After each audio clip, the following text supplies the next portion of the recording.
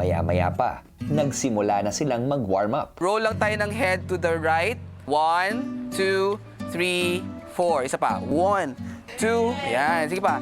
3, 2, 5, 6, 7, and 1. Hot 2. Ilang sandali pa, si Peter, tinuruan na ang housemates ng basics. Tuturo kami ng fundamentals ng folk dance, no? Stand up straight. We go first position, arms in front of your pusod. Second position, bubukas nyo lang yung kamay, ganun. Palms up, na?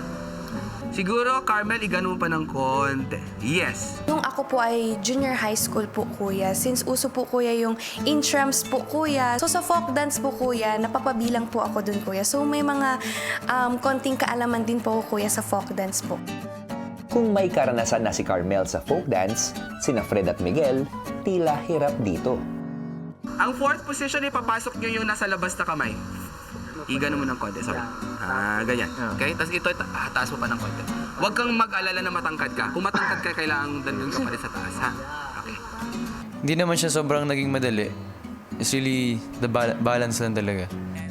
Matapos mag-warm up at aralin ang basic movements sa folk dancing, isa-isang magpe-perform ang bawat grupo para mas ma-assess pa ang kakayahan ng bawat housemate. Nahirapan po ako dahil hindi pa ako marunong sumayaw. And also, yung dance po is different po. More strict than dancing po. 1.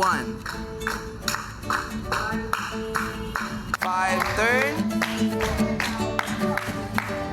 And 1, 2, 3. 1, 2. And 1. Kailangan lang nating i-clarify yung sa arms kasi hindi siya sa tamang lugar, no? Tapos yung mga hands naka-curl minsan, nakaganon na.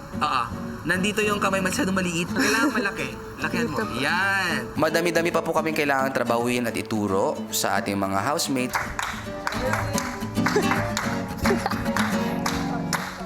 When you commit mistakes or you're not sure, don't laugh. Kasi it makes it worse. Kakulangan po ngayon ng mga housemates ay yung pagsasapuso po nila kung ano at sino yung nire-representa nila sa sayaw. First time mo itong gawin? First time po. Kailangan lang siguro caprice para mabilis. Wala nang masyadong introduction. When you approach it more maturely. No? Hindi na yung nahihiya, hindi ko kaya yan, paano ba yan, natatakot ako, hindi na gano'n. Paano ba yan? Gagawin ko yan. If you feel awkward, you look awkward. Kasi ang pagsasayaw hindi lang po sining eh. Ito ay trade. Trabaho po ito.